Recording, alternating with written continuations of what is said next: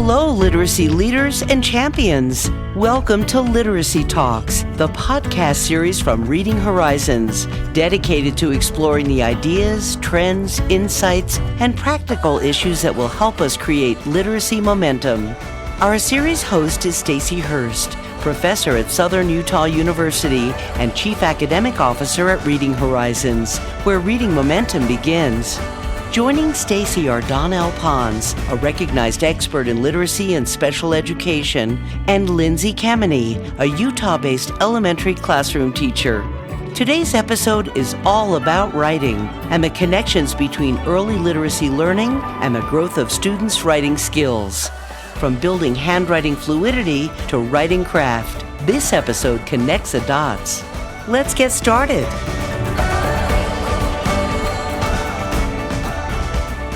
Welcome to another episode of Literacy Talks. I'm your host, Stacy Hurst, and I'm joined by Lindsay Kemeny and Donnell Pons. And this week, we get to talk about something exciting. It was Donnell's turn to choose the topic, so I'm interested to hear what we're talking about, Donnell. Great. So, of course, I get to be the one who has brought up this subject. Some people love this subject. Some people hate this subject. But we've got to talk about it at some point, and that is writing and the connection between reading and writing. And I thought there was no better time to talk about it than with a new book coming out by Joan Sedita that is called The Writing Rope.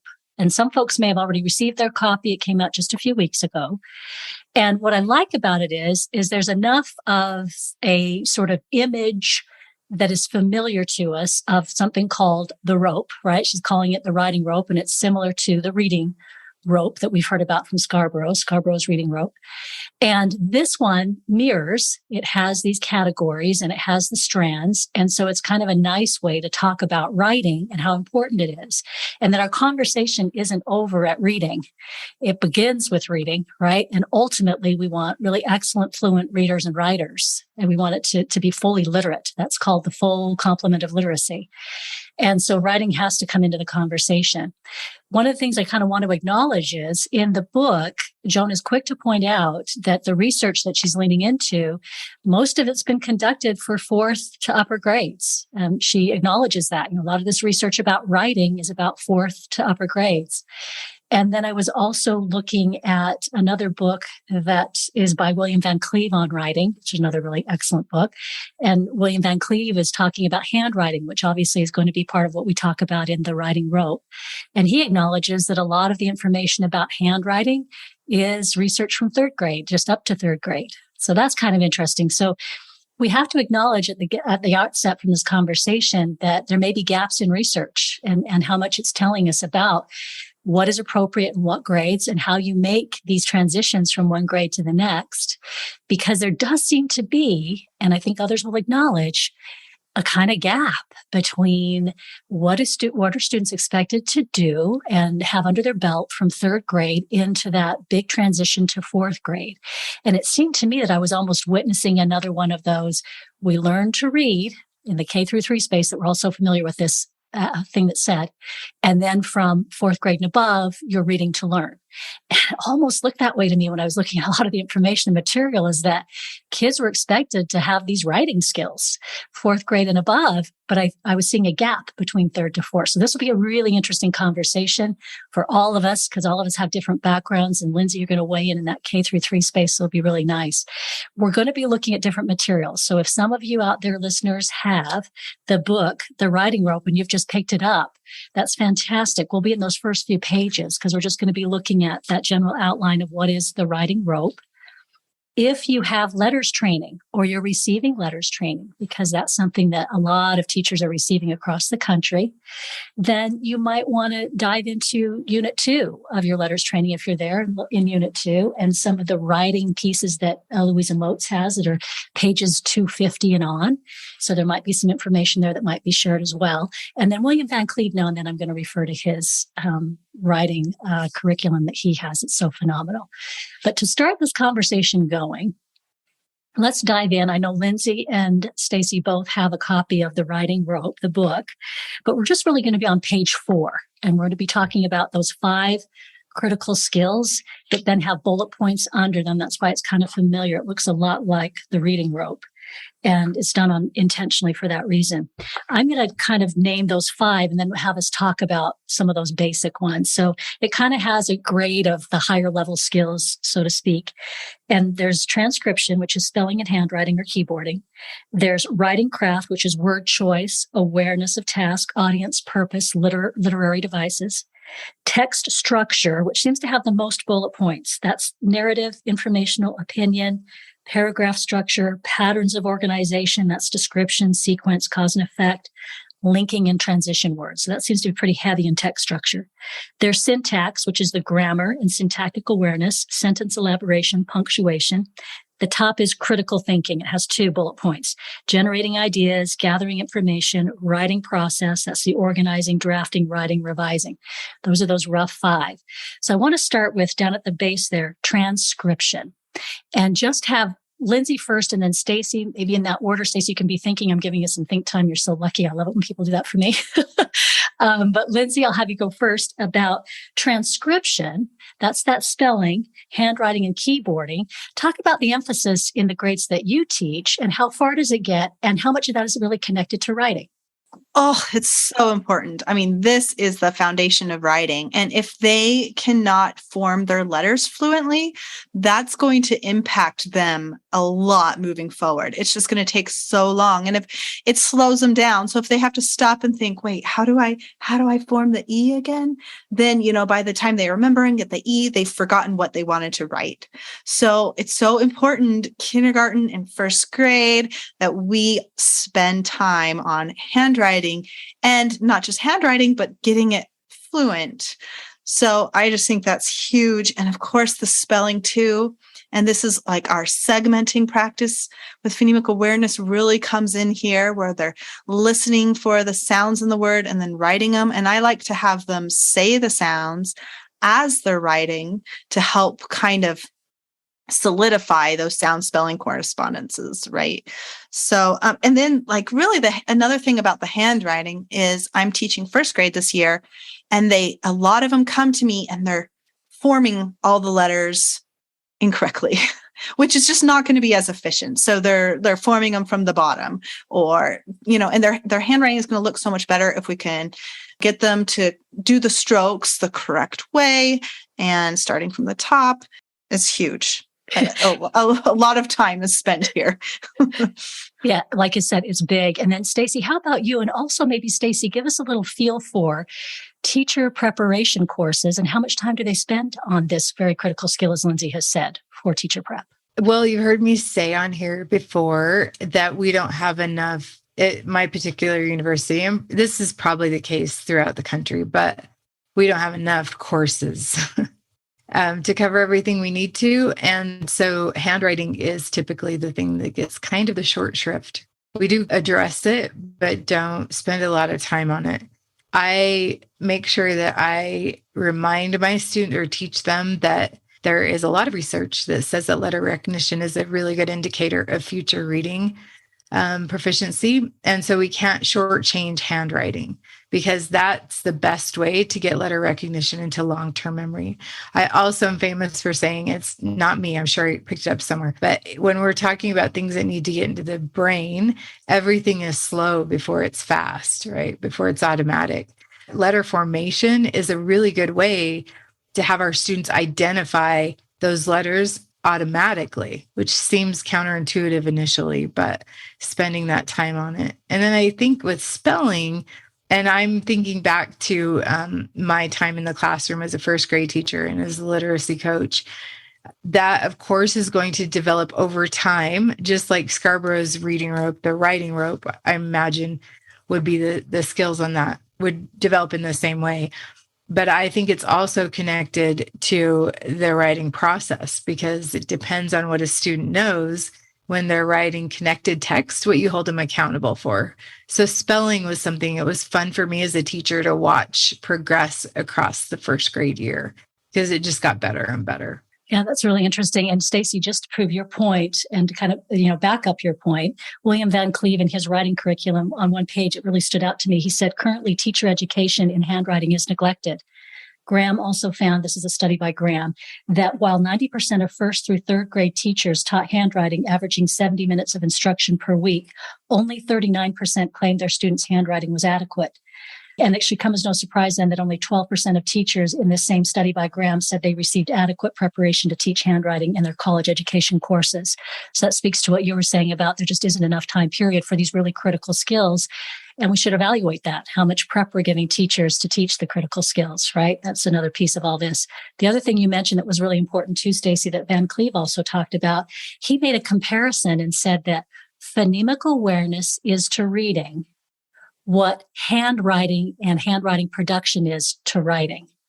I mean, I want us to sit with that for just a second here and think about those students that we see in classrooms all the time that are struggling to produce those written letters when they're asked to do a writing assignment, and just how much that is impacting their ability to do that assignment, right? Yes, I thought these were really great quotes to think about. And Lindsay, I loved your really emphasizing, because you're teaching in that space, just how important it is and how much time you're spending to make sure students get, as you say, and we remember, fluent. Because it isn't, I don't want to see students that are sitting right struggling and, oh, how do I make that? Is that quite right? And the other thing that Van Cleve points out too in his writing is he says, I'm not looking at neatness in the sense of the most beautiful letters produced, but he said fluency is still the biggest key. So how quickly and automatically can those students produce those? Obviously, there becomes a point in which it is important to be able to read your own writing, right? How many of us have done that before? I'm not quite sure what I wrote there. Okay, excellent. Let's move on to this next one here. And spelling too, you, Stacey and Lindsay, thank you both for mentioning spelling too in that transcription. Writing craft. So writing craft is that next one up the tier out of the 5. We did transcription, which involved all of the handwriting spelling. And then there's writing craft, which has 3 bullet points. And it says word choice, awareness of task, audience, purpose, literary devices. And so I'm going to have you lead out this time, Stacey, on your thoughts on that section there, writing craft, and maybe some of your, because you also have taught in the first grade and those early grade spaces, what that looked like as an educator for you. Well, I will say there, in my teaching, there was a definite, I'd say, evolution. I did teach writer's workshop when I was teaching first grade, and that was an interesting experiment, I should say. My students were really excited about writing, and when I found a phonics program, their spelling got better, their handwriting, not so much. You talk about being able to read their writing. That was not the case, but we did focus on format. So we started with lists, well, signs and lists and cards, but that was the focus. There were many lessons about the craft. Looking back now, I think, oh, I should have been much more explicit with that. And my students really, I will say this, they loved to write. They would frequently, we'd vote as a class. Writing was in the afternoon. They would frequently choose to miss recess to keep writing. But I could have prepared them better to be more fluent and accurate in their writing. But their thoughts were definitely aligned with some of those things when we were talking about writing craft. And then when I became a literacy coach, my district adopted the 6 traits writing model. And so we were able to focus, a lot of those elements are in that craft area, including word choice. So we were able to get a little bit more focused in on those things. But it was just a piece of this big rope as I'm looking at it. And how about you, Lindsay? Yeah. So writing craft under their word choice, I definitely do a lot of that. And we will come up with a word, for example, said, and I'll make a little anchor chart with the word said. And then we're going to come up with a lot of different words that we could use instead of said, because said is kind of boring. So what else could you use, And they will come up with a list, and we'll do that for other words. Like I remember eat was one, eat or ate, we put at the top, and then we make a list like, oh, you could say gobbled, you could say nibbled, you could say chomped, and come up with all these different words. And so that's really fun for students. Then we'd have those anchor charts up in our room. And when they're writing a story and they want to use, like a fancy word, we'll call them add fancy words, then they could go, and that's a way they could do that.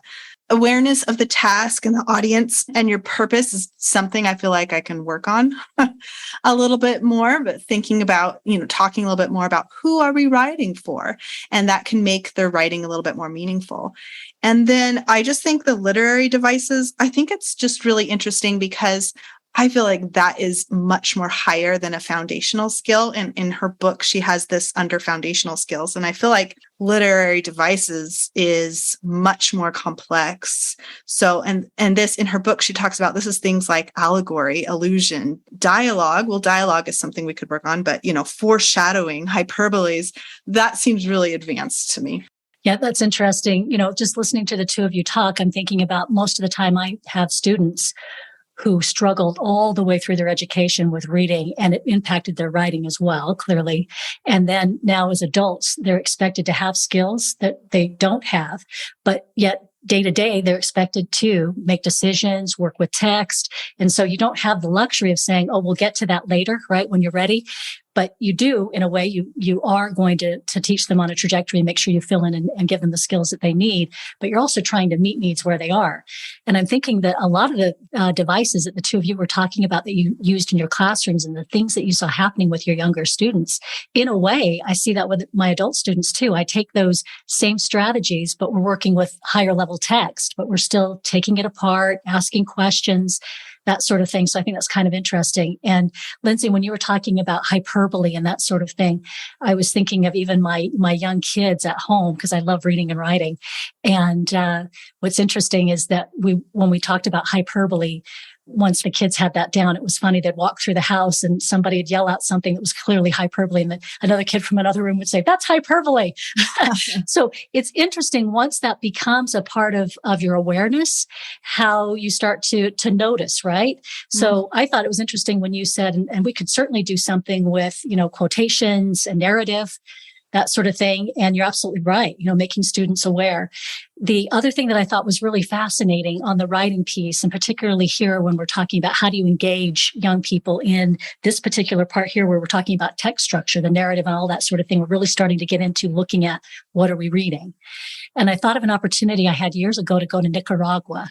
It was part of a master's program that I was doing.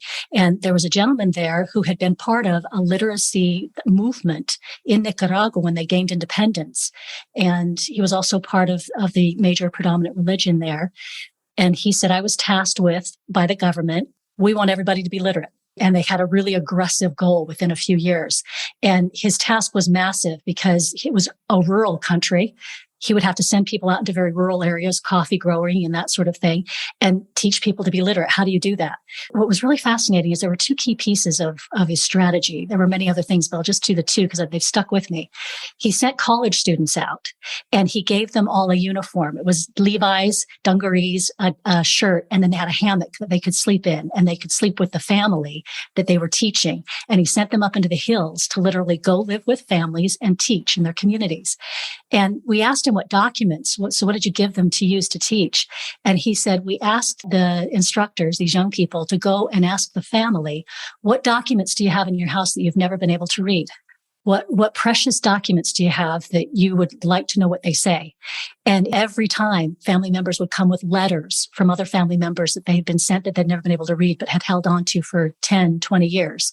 Or they had legal documents that they didn't understand that had to do with the land they were living on.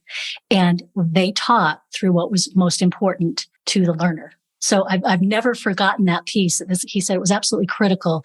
You always have to remember what's most important to your learner and reach them from there. So I think that's same here when we're talking about writing. Stacey, when you said they would rather stay in than go out to recess, because you'd hit a nerve with something they really enjoyed. They wanted to tell about themselves, right? We all have a story we want to tell.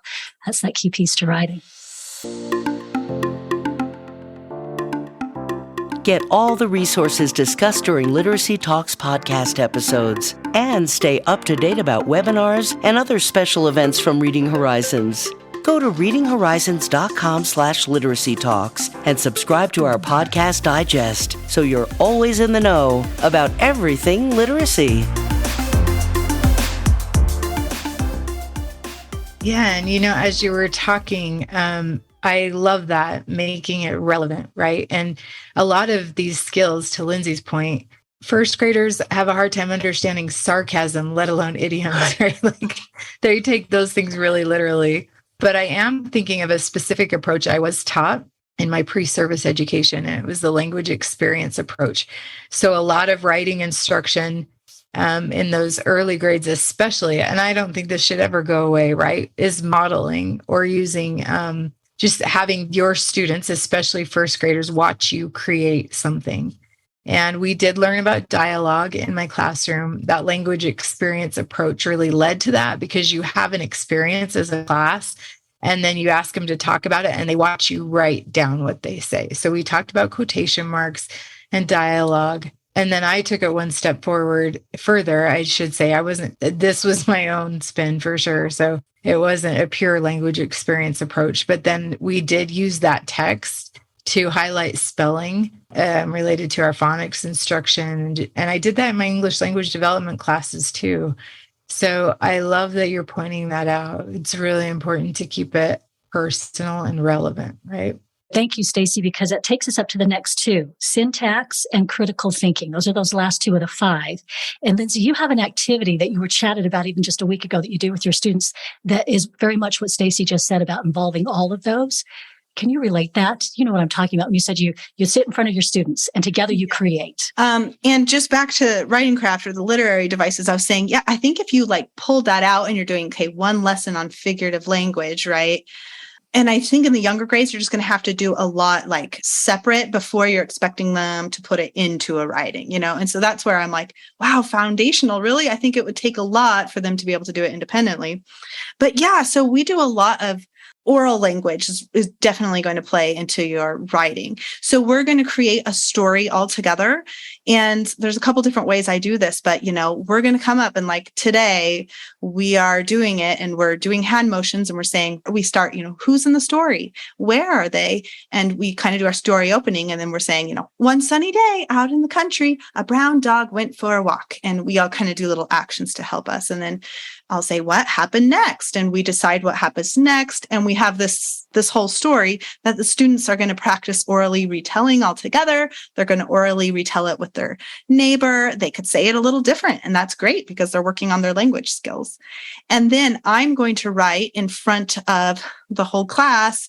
We're doing like a class book. So together we're going to write our first sentence and I'm modeling how I do that and modeling how, we're saying the sounds when we write and going back and reading what we wrote to make sure it makes sense. And then I'll have one student gets to be our publisher. So for each page, they get to copy my sentence down. And another one is going to be the illustrator, and they're going to do a picture. And over the course of a week or a few days, it kind of depends, we're going to make a class book altogether. But then I tell my students that if they want, they could write this story on their own when we have our little writing center. And already it's kind of taken some of the difficult part out because they don't have to try to come up with an idea.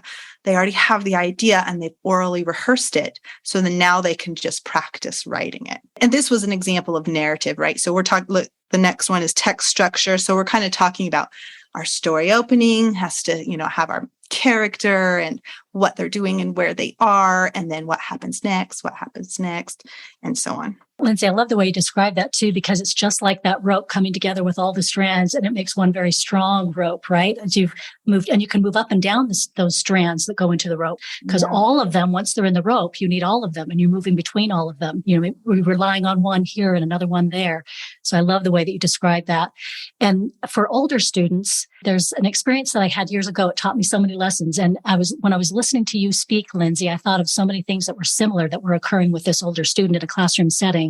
I was in a high school working with a student who had been in a journalism class. This was to write for the school newspaper. He had been in that class for 2 terms and had received an F both terms. And the English teacher turned to me and said, I don't know why he keeps taking the class. He never gets anything done. And so I just went over, sat down and started talking with him. And he had a lot of challenges with writing that were foundational. Just some foundational skills. So we discussed some structures, some things we could put in place to help him be able to produce some of that material. So that was foundational, making sure we had to move through that transcription. And then we had to get to writing craft too. Was he aware of word choice, that sort of thing? And he seemed to be. And as you leaned into the oral tellings, Lindsay, that's the same piece I did with him. He had a real ability to orally retell. That was all very intact. So it was just helping him to be able to connect those to that writing piece. But this young man had been to the Sundance Film Festival and he had wanted to write a review. He just loved going. He says, but I don't know where to start. So I said to him, how did you get there? He goes, how did I get there? I said, how did you get there? How did you get up to this film festival?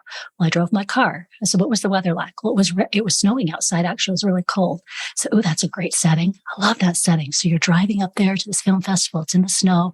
Well, pretty soon his eyes kind of light up. He's getting the general idea, just like you do with your class, right? You're giving them the idea. You're setting the scene, right? You're taking him through all those steps of the rope and he's loving it. And he's retelling these pieces to me. Well, he gets started. He works right through the bell. The bell goes, got to get to the next class. And Stacey, it's like your little ones who don't want to go out to recess because you provided all those pieces, right? When you see that rope coming together, that getting tight and strong. And this young man produced his first article for a paper, 2 terms sitting in a class.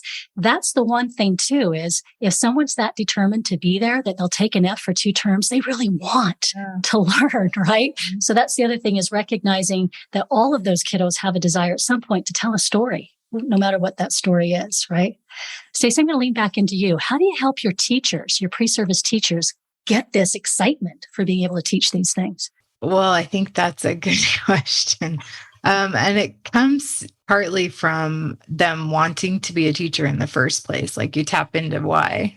And those teachers who are there to really make a difference and to teach. Then we talk about why it's important and the role that literacy has played in their lives. And I think out of anything that we teach, as again, my focus is elementary education, but out of anything that we teach, reading is so important to life. But you've heard the phrase, literacy is opportunity. It really is. And I think once my students understand that and realize they get to be part of that, then that kind of fuels the excitement. Then as they learn more and they're able to apply it, like with anything, they feel like they're competent, then they can begin to get really excited about it. I love that when their level of passion for the subject and elementary teaching in general matches mine or gets close to mine. It's addicting. It's really cool to see. Now, we have just touched the very tip of the iceberg with all of this information. We literally just went over the basics of the strand, really the basics of the strand, to just get kind of conversation and dialogue started. We couldn't fit nearly as much information as we would love to in this podcast. It's short. So we're going to wrap up, but I want to give each of you an opportunity to add whatever it is you'd like to add to this conversation that we didn't quite get to or you want to emphasize. Lindsay, what do you think? We didn't really talk very much about the syntax strands. So, and that's something that's really, I'm working on in first grade. And of course, I'm new to first grade, but this is another thing that we're doing a lot orally. And we're talking about, it's the beginning of the year. So we're talking about, what does a sentence need to have? It needs to have a who and a do, but really that who could be a who or a what. And then the do is like some kind of action. And so I had these PowerPoint slides and with a picture. So maybe it's a fish and you can see it in the water. And then, okay, turn to your partner and tell a sentence, and they're coming up with these great sentences. And some of them are very basic, like the fish is jumping. And then others are expanding a little bit. The fish is jumping out of the water, or the fish is swimming if it was in the water. But anyways, that's so fun because we're doing it orally and then we're practicing this week. And then we're going into nouns. And so what's the noun of your sentence? And we're sorting nouns and doing all this practice. But it's so great because our focus is oral right now. So all my students can participate. So even my little student who doesn't know all the letters of the alphabet, he came in not knowing any, he can participate and he raises his hand and he feels successful. And it's really exciting to work on this oral first, and then we're going to write the sentence. But it's great. Great. Fantastic. Stacey, how about you? I think there's, like you said, so much that can be said, so much. And as Lindsay was talking, I thought about a million other ways to answer your question. But I would say Lindsay did touch on it. and we have throughout this podcast, just the relationship that writing has to every other aspect of literacy. So we can study story structure in an effort to comprehend stories better, but then that also applies to when we create stories, right? We can really relate to those characters and make sure that we have a compelling problem and that the problem is solved and those kind of things. So I think the correlation, even just to life, right? And I think one of the things I noticed with mostly when I became a literacy coach, and I was working with kindergarten through fifth graders and beyond, right? I think we're natural storytellers. Any child loves to tell a story. Getting it in print is an aspect of immortality, right? Even if you read that 10 years later, 15 years later, you see your, 8-year-old self that's written a story. There's so many reasons why writing is important to our society, but also personally. And one thing I noticed with my students, we did have something, we called it the author's chair. And every day at the end of our writing time, we had somebody share what they had been working on that day, very much a workshop approach. But that, as I watched my first graders be so excited about sharing their writing, and they really weren't in tears if I ever made a correction. I wouldn't when they were sharing their writing, but the editing process, we talked about that too. But I think now I work with college students, right? And they're so much more reticent to share their writing because it's so personal. That, and I think that maybe we could do a better job in the early elementary age stages of helping them to understand it is thinking in print. And you get the opportunity to refine it. I don't get the opportunity to refine something that just came out of my mouth always, right? So being able to share that, I think sharing our writing would be something important to focus on too.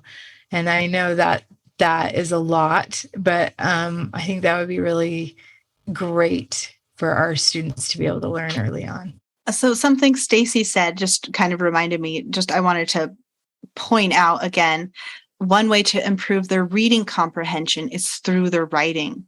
And a lot of times we don't do enough at the sentence level. And that is what's so great is at the sentence level, teaching them, how to put in an appositive and adding in a dependent clause. They practice that a lot. And then when they're reading, they're going to understand at the sentence level a little better what's happening. And so I just, with my second graders, that was so fun. We would add that and I had everyone add in dependent clauses in their sentences and it sounded so great. And then I just noticed that sometimes there are very complex sentences for them as they're reading, but they can understand them better if they've learned how to write that same type of sentence. Yeah, I loved everything. Like you said, we could do this all day. We can't get nearly everything in there. And from the beginning, I didn't say on purpose that writing is really one of my loves. That was one of my first careers. And so what's interesting is if you love something, your students pick up on that. Stacy, you touched on it, trying to give that to your pre-service teachers, that real love for teaching these things and understanding. And I remember there was a student who had struggled with the writing, and I loved teaching using newspaper writing, the craft of writing for a newspaper, because you really take it down to the bare bones and the basics. And, it was Hemingway who was a newspaper reporter first. And he was the one who always said, if you want to be a good writer, write. I thought that was so interesting. Write. To be a good writer, the practice, right? That's what he said that gave him. And we really do take it down. And Lindsay, we have an opportunity to also look at how somebody wrote an article and take it apart to write the article. So it's all those pieces. That's why I loved it so much. But there was a student that had struggled with writing. And I remember having a conversation and he was getting better at it. But in the beginning, he was not so sure. And the comment that he made to me that was really interesting is he said, I wasn't so sure I could do this. I didn't know if I wanted to do this, but you seemed so sure I could do this. And I thought that was really great. It's my confidence that I knew, hey, look, we have these skills that we're going to develop for you to be able to do this thing. And he was able to do it. But he said, my confidence is what gave him his confidence, right? And that's the role of the teacher in a lot of ways, is our confidence.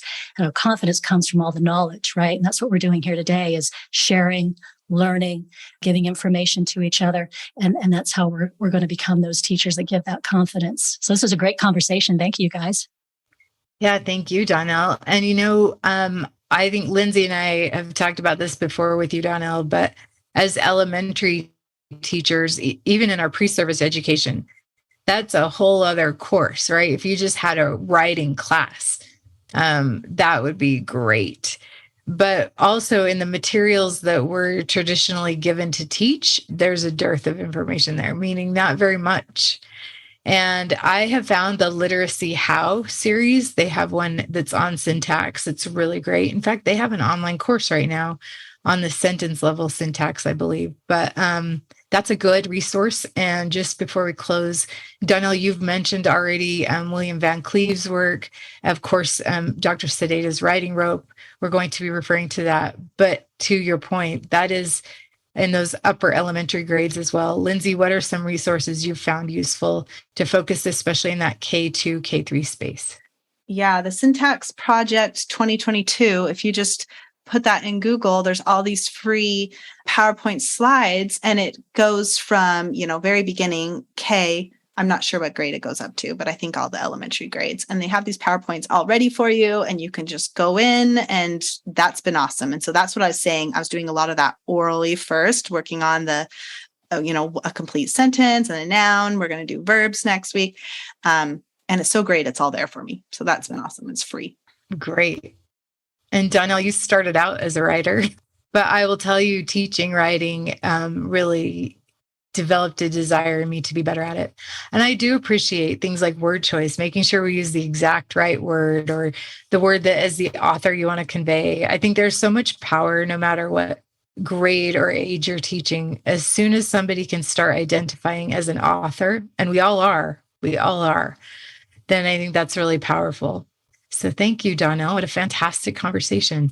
And thank all of you for joining us. Feel free to reach out and share with us some resources that you've found helpful as you're teaching writing. And as ever, I'm sure we'll discuss this again, but we'll see you next time on Literacy Talks. Thanks for listening to Literacy Talks, the podcast series for literacy leaders and champions everywhere.